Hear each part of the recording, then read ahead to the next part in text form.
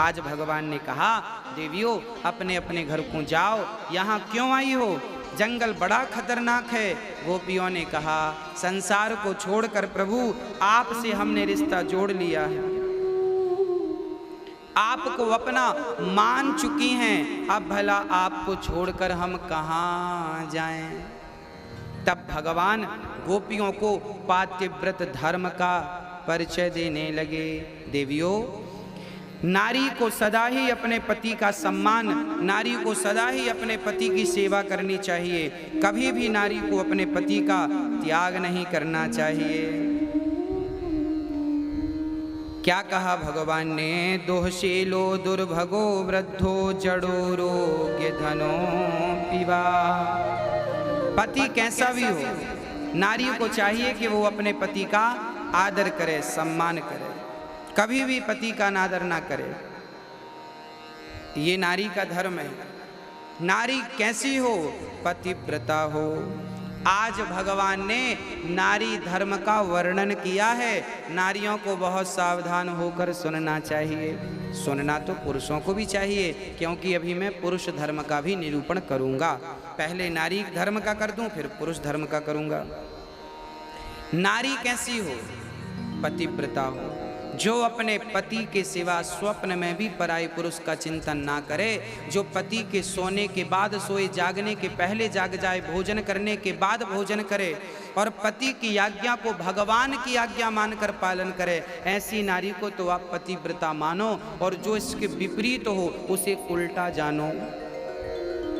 जो नारी अपने पति की आज्ञा का पालन ना करती हो, जो नारी अपने पति के सिवा भी पराये पुरुष को देखती हो, वो नारी उल्टा कही जाती है।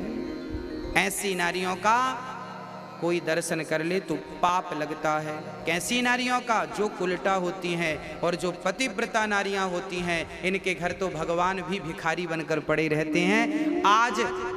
आज अनसुईया माता के द्वार पर ब्रह्मा विष्णु महेश भिखारी बनकर आ गए, माँ हमें भिक्षा दे दो। पतिव्रता नारी के घर तो भगवान भी भिक्षुक बनकर के पहुँचते हैं। इसलिए पतिव्रता नारी होनी चाहिए। नारी का धर्म है पति की सेवा करे, और जब उसका पति संसार में ना रहे, अब आज मैं आपको ये भी बताऊं कि जब आपका पति संसार में ना रहे तो आपको परेशान होने की ज़रूरत नहीं है। जो जगत के पति हैं, उन परमात्मा से अपना रिश्ता जोड़ लो, उन्हें अपना पति मान लो। हम सभी कहते हैं कि तुम हो एक अगोचर, सबके प्राणपति, किस विधि मिला हूँ दया मैं, तुमको मैं कुमति। ओम जय जगदीश हरे। पति कौन? बोले परमात्मा। जब संसार का पति साथ छोड़ के चला जाए तो परमपिता परमात्मा को अपना पति मान लेना, वही सबके पति हैं यथार्थ में। कोई भी अकेला अपने आप को ना समझे, सबके साथी भगवान हैं। तो उन नारियों को जिनके अपना अब नहीं है, पति नहीं है, पुत्र नहीं है, कोई नहीं है, तो कभी अपने आप को अनाथ ना कहना। जिसके नाथ जगन्नाथ हों, भला वो अनाथ कैसे हो सकता है? सबके नाथ तो श्री जगन्नाथ जी हैं, उनके रहते कोई अनाथ कैसे हो सकता है? सबके पालनहार परमात्मा हैं। इसलिए चिंता ना करें, चिंतन करते रहें।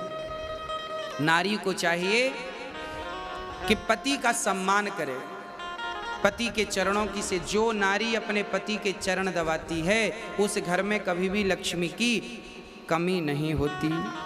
इसलिए आप अपने, अच्छा कई बार ना आजकल क्या होता है, पति पत्नी के रिश्ते बड़े कमजोर हो गए हैं।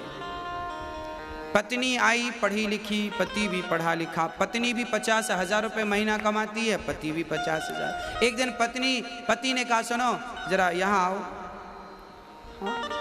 जरा ये देखो तुमने ये गलती की, ये किया। अब कुछ उसको कह दिया उसके पति ने कि तुमने ये गलत किया है, ये ठीक कर लो, ऐसा कर लो। वो गुस्सा हो गई। ज़्यादा उपदेश मत दिया करो हमें, हम भी कम पढ़ी लिखी नहीं है, तुमसे ज़्यादा कमाती हैं। अरे भाई, पत्नी भी कमा रही है, पति भी कमा रहा है, बात बुरी नहीं है। पर पत्नियां कमा कमा करके यदि ये कहने लग जाएं कि हम कमा रही हैं तो क्या होगा? तो क्या आपके रिश्ते चल पाएंगे? हाँ, दोनों कमाएं, अच्छी बातें हैं, पर दोनों अपनी अपनी कमाई की एक दूसरे को अकड़ ना दिखाएं। कमाओ, अच्छी बात है, अकड़ थोड़ी दिखानी है। रिश्तों में अकड़ ना हो, रिश्तों में अहंकार ना हो। पत्नी सोचती है मैं इनसे श्रेष्ठ हूं, पति सोचता है मैं तुझसे बड़ा हूं। ना, तुम दोनों में से कोई बड़ा छोटा नहीं है। साइकिल में दो पहिए हैं, अब आप ही बता दो कौन सा जरूरी है और कौन सा जरूरी नहीं है। यदि आगे वाले पहिए की जरूरत है तो पीछे वाले की भी उतनी ही जरूरत है, और पीछे वाले की जरूरत है तो आगे वाले की भी उतनी ही। कोई 49 नहीं है और कोई 51 नहीं है, दोनों 50-50 हैं, बराबर बराबर। तो पति और पत्नी जीवन में जब बराबर का काम करते हैं और बराबर का सम्मान पाते हैं तो वो रिश्ते बहुत अच्छे होते हैं, वो गाड़ी बहुत लंबी जाती है।